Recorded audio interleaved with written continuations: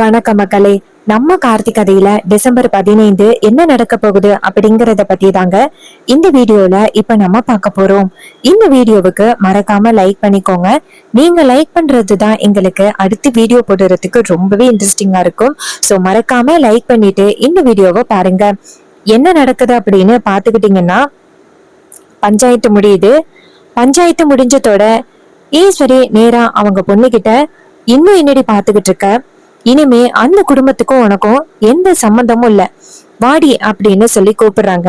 Heroine நேரா அவங்க அம்மா கிட்ட, அம்மா கடைசியா ஒரே ஒரு தடவை அவர்கிட்ட பேசிட்டு வரேன். ஈஸ்வரி சொல்றாங்க, ஏய் அவனுக்கும் உனக்கும் எந்தவித சம்பந்தமும் இல்லைன்னு பஞ்சாயத்துல முடிவு பண்ணியாச்சு. இதுக்கப்புறம் போய் நீ அவன்கிட்ட பேசுனன்னு வச்சுக்கேன், ஊர் தலைவர்கள் சேர்ந்து நம்மளதான் பேசுவாங்க. இப்ப வரப்போறியா இல்லையா அப்படின்னு சொல்லி புடிச்சு இழுத்துட்டு போறாங்க. அப்போ பாட்டி நேரா ஹீரோவை பார்த்து, பேராண்டி என்னையா இப்படி ஆகிருச்சு, ஈஸ்வரி இப்படி ஒரு முடிவெடுப்பா அப்படின்னு நான் எதிர்பார்க்கல. ரேவதி எதுக்கே இப்படி ஒத்துக்கிட்டா? அப்ப ஹீரோ சொல்றாரு, பாட்டி நான் ஜெயில இருக்கிறதே ரேவதிக்கு ரொம்ப வருத்தமடைய வச்சிருச்சு.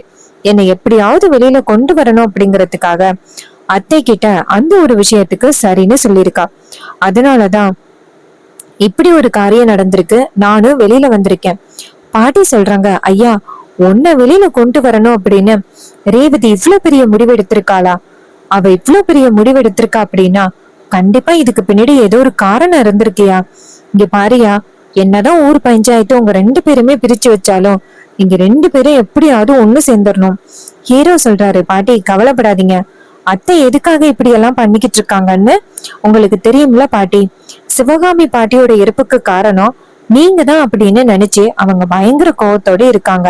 ஆனா சிவகாமி பாட்டியோட இறப்புக்கு காரணம் நீங்க இல்ல அப்படிங்கறத நான் சீக்கிரம் நிரூபிக்கணும். அப்படி நிரூபிச்சுட்டா கண்டிப்பா பாட்டி உங்களை அத்தை மன்னிக்கிறதுக்கும் நம்ம குடும்பம் மறுபடியும் சேர்றதுக்கும் வாய்ப்பு இருக்கு. அப்ப வில்லி அந்த இடத்துல வந்து நின்னுட்டு சிரிக்கிறாங்க. டேய் உனக்கும் இன்னும் நம்பிக்கை இருக்காடா? இங்க பாரு, அக்காக்காரி கண்டிப்பா உன்னை மன்னிக்கிறதுக்கு வாய்ப்பே கிடையாது. அப்படி ஒருவேளை அவ மன்னிக்கிற சூழ்நிலை வந்தாலும் அவகிட்ட உன்னை பத்தி நிறையவே தப்பா சொல்லி கண்டிப்பா அக்காக்காரி கிட்ட உனக்கு என்னைக்குமே நல்ல பேரு வாங்கி தரவிட மாட்டேன். அப்ப ஹீரோ சொல்றாரு, இங்க பாரு, வீட்டுல நடக்கிற பல பிரச்சனைகளுக்கு நீ தான் காரணம் அப்படிங்கிறது எனக்கு தெரியும். அத அத்தை கிட்ட கூடிய சீக்கிரம் நிரூபிச்சு நீ என்னெல்லாம் பண்ணிக்கிட்டு இருக்க அப்படிங்கிறத நான் நிரூபிப்பேன். அதுக்கு வில்லி சொல்றாங்க, இங்க பாரு, உன்னால முடிஞ்சத பாரு, அக்காக்காரிக்கே நான் தான் இதெல்லாம் பண்ணிக்கிட்டு இருக்கேன் அப்படிங்கிறது கடைசி வரைக்கும் தெரிய போறது இல்ல. ஹீரோ சொல்றாரு, இங்க பாரு, நீயே ஆயுதத்தால தாக்கிக்கிட்டு ஏன் மேல நீ அவ்வளவு பெரிய பழி போட்டிருக்க. இங்க பாரு, நீ போட்ட பழி பொய்யே அப்படின்னு அத்தை கிட்ட சீக்கிரம் நிரூபிக்கிறேன். அப்ப வில்லி சொல்றாங்க, இங்க பாரு, உன்னால எதுவுமே பண்ண முடியாது. அக்காக்காரிய பாத்தியா, உன்னையும் உன் பொண்டாட்டியையும் பிரிச்சுட்டா. உன் பொண்டாட்டிக்கிட்டே இருந்து நீ பிரிஞ்ச, இப்ப ரெண்டாவது பொண்டாட்டியும் உன்னை விட்டு பிரிஞ்சுட்டா. உன் வாழ்க்கையே இப்படி தாண்டா அப்படின்னு சொல்லிட்டு வில்லி நக்கலா பேசார். பாட்டி வில்லிய பாத்தே, ஏய் நீ மட்டும் என்ன யோகியமா, நீ தானே உன் புருஷனை விட்டு பிரிஞ்சிருக்கிற அப்படின்னு. அதுக்கு வில்லி சொல்றாங்க, ஏய் என்ன பேசுற? அப்ப பாட்டி சொல்றாங்க, ஆமா, நீ தான் உன் புருஷனை விட்டு பிரிஞ்சு இப்படி அதுவும் கதியா நிக்கிற, தெரியலையா உனக்கு? இதை கேட்டதும் வில்லி ஷாக் ஆகுறாங்க. ஏடா இது, இந்த கிழவி இப்படி பேசுது அப்படின்னு. அப்ப பாட்டி சொல்றாங்க, இங்க பாரு, தேவையில்லாம என் பேரனை பத்தி ஏதாவது சொல்லிக்கிட்டு இருந்த அவ்வளவுதான், போடி இந்த இடத்துல இருந்து அப்படின்னு சொன்னதும் வில்லி அசிங்கப்பட்டு அந்த இடத்துல இருந்து போறாங்க. வில்லி அந்த இடத்துல இருந்து போனதும் பாட்டி நேரா ஹீரோவை பார்த்து, பேராண்டி அவளால தாண்டா இந்த குடும்பமே இப்படி ஆகிட்டு இருக்கு, முதல்ல அவளுக்கு ஒரு முற்றுப்புள்ளி வைக்கணும். அவ பண்ற வேலை எல்லாத்தையுமே வா அத்தை கிட்ட போட்டு கொடுடா, அப்பதான்டா முடிவு கட்டலாம். ஹீரோ சொல்றாரு, பாட்டி நான் அந்த வீட்டுல இருக்கையிலேயே அவங்களுக்கு முடிவு கட்டியிருப்பேன். ஆனா பாவம்னு நினைச்சு இத்தனை நாளும் நான் இறக்கப்பட்டது ரொம்ப தப்பு அப்படின்னு இப்பதான் பாட்டி புரியுது.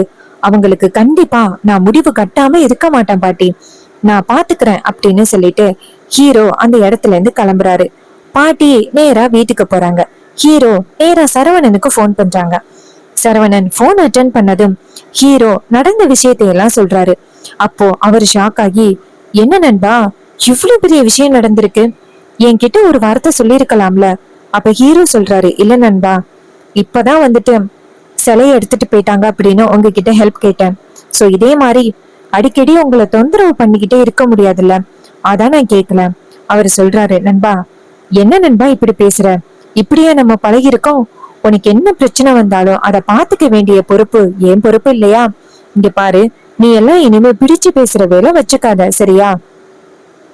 என்ன இது எல்லாத்துக்கும் காரணம் அந்த உங்க அத்தையோட தங்கச்சி அவங்க தானே. அவங்களுக்கு கூடிய சீக்கிரம் முடிவு கட்டலாம், நீங்க கவலைப்படாதீங்க. சரி, கடைசியா அந்த சம்பவம் நடந்துச்சுன்னு சொன்னீங்கல்ல, அந்த இடத்துக்கு நம்ம 2 பேருமே போவோம். அங்க ஏதாவது உங்களுக்கு சாதகமா ஆதரவா ஏதாவது ப்ரூஃப் கிடைக்குதா அப்படின்னு பாக்கலாம். ஹீரோவும் சரிங்க நண்பா அப்படின்னு சொல்ல, சரவணன் சொல்றாரு, நண்பா அப்படியே அந்த அட்ரஸ சொன்னீங்கன்னா அந்த இடத்துக்கு வந்துருவேன். ஹீரோவும் சரி அப்படின்னு சொல்லிட்டு அந்த அட்ரஸ அனுப்புறாரு. கரெக்டா அந்த அட்ரஸ் போனதும் சரவணன் சொல்றாரு, நண்பா இன்னும் 10 நிமிஷத்துல நான் அந்த இடத்துக்கு வந்து நிப்பேன், நீங்களும் வந்துருங்க. ஹீரோவும் சரிங்க நண்பா அப்படின்னு சொல்லிட்டு போனை கட் பண்றாங்க. அப்போ சரவணன் அந்த இடத்துக்கு வராரு. ஹீரோவும் அந்த இடத்துக்கு வராங்க. அந்த இடத்துக்கு வந்ததும் சரவணன் சொல்றாரு, இந்த இடத்துலயா பிரச்சனை நடந்துச்சு? அப்ப ஹீரோ சொல்றாரு, ஆமா இந்த இடத்துலதான் நடந்துச்சு அப்படின்னு. அப்ப அந்த இடத்த சுத்தி முத்தி பாக்குறாங்க. அப்போ கீழே ஒரு ஆயுதம் கிடக்குறத சரவணன் கவனிக்கிறாரு. பார்த்துட்டு, நண்பா இந்த ஆயுதத்தால தானே அவங்க தனக்கு தானே தாக்கிக்கிட்டு ஊ மேல பழி போட்டாங்க. இந்த ஆயுதத்துல உள்ள ரேகிய வச்சே அவங்க என்ன காரியம் பண்ணிருக்காங்க அப்படிங்கறத கூடிய சீக்கிரம் கண்டுபிடிச்சிடலாம் நண்பா, நீ கவலைப்படாத. ஹீரோவும் சரி அப்படின்னு சொல்ல, சரவணன் அந்த ஆயுதத்தை அவரோட கைரேகப்படாம கையில எடுக்கிறாங்க. எடுத்துட்டு அதுக்கப்புறம் பக்கத்துல வேற ஏதாவது அவங்களுக்கு ஆதாரம் கிடைக்குதா அப்படின்னு பாக்குறாங்க. பார்த்தா பக்கத்துல ஒரு சிசிடிவி இருக்கிறத கவனிக்கிறாங்க. அப்ப ஹீரோ சொல்றாரு, இது செங்கல் சூளையில ஃபிட் பண்ண சிசிடிவி.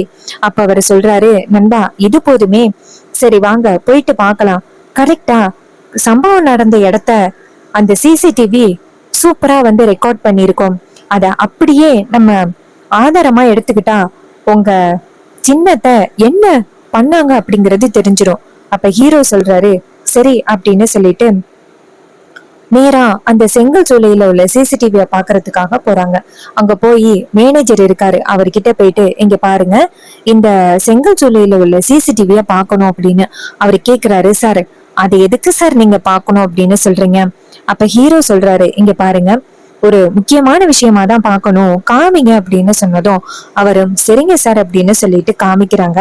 அப்ப அத ஓபன் பண்ணி பாக்குறாங்க. பார்த்தா அதுல வில்லி ஹீரோ கிட்ட கடுமையான கோபத்தோட பேசுறாங்க. பேசிட்டு தனக்கு தானே ஆயுதத்தால தாக்கிக்கிறாங்க. இது எல்லாமே ரெக்கார்டடா இருக்கு.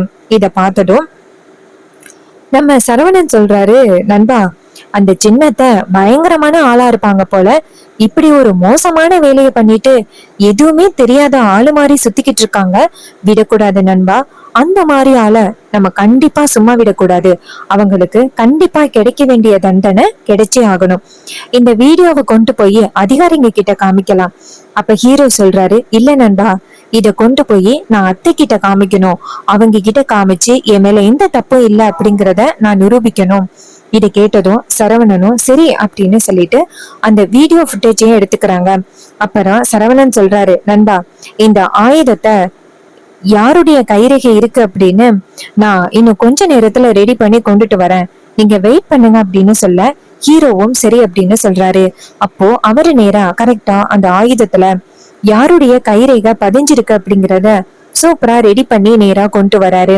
ஹீரோ சரவணனை பார்த்து ரெடி ஆகிட்டா அப்படின்னு சொல்ல, அவரு சொல்றாரு, நண்பா அதெல்லாம் பெர்ஃபெக்ட்டா ரெடி ஆயிட்டு, இத கொண்டு போய் உங்க அத்தை கிட்ட காமிச்சா நம்புவாங்க, வாங்க போகலாம் அப்படின்னு சொல்லிட்டு 2 பேருமே சேர்ந்து கிளம்புறாங்க ஈஸ்வரியோட வீட்டுக்கு. அப்போ ஹீரோ வரத பார்த்துட்டு, வில்லி டேய் அங்கேயே நில்லுடா, உன்னை யாருடா இங்க வர சொன்னது? உனக்கும் இந்த வீட்டுக்கும் என்ன சம்பந்தம் இருக்கு? நேத்து தானே ஊர் பஞ்சாயத்துல உனக்கும் அக்காக்காரிக்கும் உன் பொண்டாட்டிக்கும் எந்தவித சம்பந்தமும் இல்ல அப்படின்னு முடிவு பண்ணாங்க. இப்போ நீ வீட்டுக்கு வர்றது என்ன விதத்துல நியாயம்? எவ்வளவு தைரியம் இருந்தா நீ இங்க வருவ அப்படின்னு சொல்ல, ஹீரோ சொல்றாரு, இங்க பாருங்க நான் அத்தை கிட்ட முக்கியமான விஷயம் பேசுறதுக்காக வந்திருக்கேன், நவருங்க அப்படின்னு சொல்ல, வில்லி சொல்றாங்க, டேய் இந்த இடத்த விட்டு போடா அப்படின்னு சொல்லி பேசுறாங்க. அப்போ ராஜா அந்த இடத்துக்கு வந்துட்டு, மாப்பிள்ள என்ன மாப்பிள்ள முக்கியமான விஷயமா அப்படின்னு சொல்லிட்டு கேட்க, அப்போ ஹீரோ சொல்றாரு, ஆமா மாமா, ரொம்ப முக்கியமான விஷயம், அத்தைய பார்க்கணும் அப்படின்னு சொன்னதும் அவரும் சரி அப்படின்னு சொல்லிட்டு நேரா உள்ளார கூட்டிட்டு போறாங்க. அங்க போனதும் ஈஸ்வரி ஹீரோவை பார்த்ததும், இவனை யாரு உள்ளார விட்டது, இவனுக்கும் நம்ம குடும்பத்துக்கும் தான் எந்தவித சம்பந்தமும் இல்ல அப்படின்னு சொல்லியாச்சு, இவனை யாரு உள்ளார விட்டது அப்படின்னு கேக்குறாங்க. அப்ப ஹீரோ சொல்றாரு, இங்க பாருங்க அத்தை, நான் தான் உங்க தங்கச்சிய ஆயுதத்தால தாக்கிட்டேன் அப்படின்னு சொல்லிட்டு பயங்கர கோவத்தோட இருந்தீங்கல்ல, அது நான் இல்ல அப்படிங்கறத நிரூபிக்கிறதுக்காக தான் இங்க வந்திருக்கேன். இங்க பாருங்க அத்தை, என் மேல எந்த தப்பும் இல்ல அப்படிங்கறத நிரூபிக்கிறதுக்கான ஆயுதம் தான் இது. இதனாலதான் நான் உங்க தங்கச்சிய தாக்கிட்டேன் அப்படின்னு சொன்னாங்க. ஆனா இதுல உள்ள கைரேகை உங்க தங்கச்சியோட கைரேகையோட ஒத்து போகுது. இதுல என்னோட கைரேகையே இல்ல. இந்த சரவணன் இருக்காருல, அவரும் ஒரு அதிகாரி தான். அப்ப வில்லி சொல்றாங்க, அக்கா அது அவனோட ஆளுக்கா, என் கைரேகைய எப்படியோ எடுத்து இப்படி பண்ணிக்கிட்டு இருக்கானுங்க அக்கா. அதுக்கு ஈஸ்வரி சொல்றாங்க, இங்க பாருங்க, என் தங்கச்சி மேல பழி போடுறதுக்காக வந்து நிக்கிறீங்க அப்படிங்கறது அப்பட்டமா தெரியுது. இந்த இடத்துல இருந்து நீங்க போயிட்டீங்க அப்படின்னா உங்களுக்கு இருக்கிற கொஞ்ச நெஞ்ச மரியாதை காக்கப்படும். தேவையில்லாம இங்க வந்து பிரச்சனை பண்ணீங்கன்னா அவ்வளவுதான் அப்படின்னு. இதை கேட்டதும் நம்ம ஹீரோ சொல்றாரு, இங்க பாருங்க அத்தை, இந்த ஆயுதத்தை பார்த்துதான் நம்பல, சிசிடிவி ஆதாரத்தை பார்த்தாவது நம்புவீங்கல்ல. நம்ம செங்கல் சூளையில சிசிடிவி ஃபிட் பண்ணி வச்சிருக்கோம், உங்களுக்கு தெரியுமா? இது கேட்டதும் ஈஸ்வரி ஷாக் ஆகுறாங்க, வில்லியும் அதிர்ச்சி ஆகுறாங்க. அப்போ ஈஸ்வரி கேக்குறாங்க, என்னது, எனக்கு தெரியாம சிசிடிவியா? அப்ப ஹீரோ சொல்றாரு, ஆமா, இது மாதிரி எல்லாருக்கும் சம்பளம் சரியா போகல அப்படிங்கிற விஷயத்த கேள்விப்பட்டேன். உடனே சிசிடிவி வைக்கலாம் அப்படின்னு முடிவு பண்ணேன். சோ அது இப்ப எனக்கு சாதகமா யூஸ் ஆகிருக்கு. இங்க பாருங்கத்த, இது சின்னத்தைக்கு தெரியாது, அதனாலதான் அவங்களோட பிளான் இந்த வாட்டி செல்லுபடி ஆக போறது கிடையாது. இங்க பாருங்க சின்னத்தை, நீங்க என்ன மாட்டிக்கிறதுக்காக என்னெல்லாம் பண்ண முயற்சி பண்ணீங்களோ அது எல்லாமே ரெக்கார்டடா இருக்கு. இதை கேட்டதும் வில்லி ரொம்ப ஷாக் ஆகுறாங்க. அப்போ வில்லி சொல்றாங்க, அக்கா இது எல்லாமே பொய்க்கா, இவன் எப்படியாவது உன்கிட்ட என்ன கெட்ட பேரு வாங்க வைக்கணும் அப்படிங்கறதுக்காக இப்படி பண்றான். இது கேட்டதும் ஈஸ்வரி சொல்றாங்க, இங்க பாரு, என் தங்கச்சி எல்லாம் அப்படி பண்றதுக்கு வாய்ப்பே கிடையாது. என் தங்கச்சி மேல எனக்கு முழு நம்பிக்கை இருக்கு. தேவையில்லாம என் தங்கச்சி மேல பழி போடாத அப்படின்னு சொல்ல, அப்ப சரவணன் சொல்றாரு, மேடம், நானும் ஒரு அதிகாரி தான் மேடம், என்கிட்ட ஆதாரம் இருக்கு, இது எதுவுமே எடிட் பண்ணது கிடையாது அப்படின்னு சொல்லிட்டு நம்ம சரவணன் அந்த வீடியோவை காமிக்கிறாரு. அதுல வில்லி தனக்கு தானே ஆயுதத்தால தாக்கிக்கிறது அப்படியே ரெக்கார்டடா இருக்கு. இத பார்த்ததும் ஈஸ்வரிக்கு ரொம்பவே அதிர்ச்சி. ஈஸ்வரி அவங்க தங்கச்சிய பார்த்து, என்னடி இது அப்படின்னு சொல்ல, வில்லி இத பார்த்துட்டு, ஐயோ, உண்மை தெரிஞ்சு போச்சு அக்காவுக்கு, நம்ம இதுக்கு மேல போய் சொன்னோம் அப்படின்னா நம்ம நிறைய பிரச்சனை பண்ணிக்கிட்டு இருக்கோம் அப்படிங்கிறது அக்காவுக்கு தெரிஞ்சு போயிடும். சோ நம்ம போய் சொல்றது நமக்கு தான் ஆபத்து, நம்ம உண்மையை சொல்லிடுவோம் அப்படின்ட்டு வில்லி என்ன பண்றாங்கன்னா, அக்கா என்னை மன்னிச்சிருக்கா, எனக்கு ஆரம்பத்துல இருந்தே இவனை சுத்தமா பிடிக்காது, இவனை ஏதாவது ஒரு வகையில பழி வாங்கணும் அப்படின்னு நினைச்சேன். சோ அதனாலதான்க்கா நான் என்ன தானே தாக்கிக்கிட்டு நான் அவன் மேல பழி போட்டுட்டேன். இதை கேட்டதும் ரொம்பவே ஷாக் ஆகுறாங்க நம்ம ஈஸ்வரி. தான் தங்கச்சி தனக்கு இப்படி ஒரு துரோகத்தை பண்ணிருக்கா அப்படின்னு ஈஸ்வரி கொஞ்சம் கூட எதிர்பார்க்கவே இல்லை. ஹீரோ அவங்க அத்தைய பார்த்து, அத்தை என் மேல பழி போட்டீங்கல்ல, இப்பயாவது புரியுதா, என் மேல எந்த தப்பும் இல்லைன்னு புரிஞ்சுக்கிட்டீங்களா அப்படின்னு சொல்ல ஈஸ்வரி அமைதியா நிக்கிறாங்க. சோ இந்த கதை உங்களுக்கு பிடிச்சிருந்துச்சுன்னா இந்த வீடியோவுக்கு மறக்காம லைக் பண்ணிக்கோங்க. நீங்க லைக் பண்றதுதான் எங்களுக்கு அடுத்த வீடியோ போடுறதுக்கு ரொம்பவே இன்ட்ரெஸ்டிங்கா இருக்கும். சோ மறக்காம லைக் பண்ணிட்டு இந்த வீடியோவை பாருங்க.